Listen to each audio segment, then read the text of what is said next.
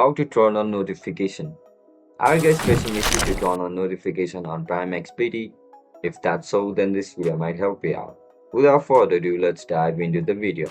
To turn on notification on PrimeXBT application, first of all, open PrimeXBT on your mobile device. Once you open the app, log in into your account with your registered email and password. As soon as you get logged in, just simply look at the top left corner of your screen where you can see this profile icon. Click on it. Now, to scroll down, head over to the setting section. In this section, you'll be able to view options like account, security, notifications. Tap on notifications. In order to turn on notifications, just simply toggle all these options. Once you toggle it on, you'll be able to get notification from PrimeXBT. And that's it guys, that's how you're going to turn on notification on PrimeXBT.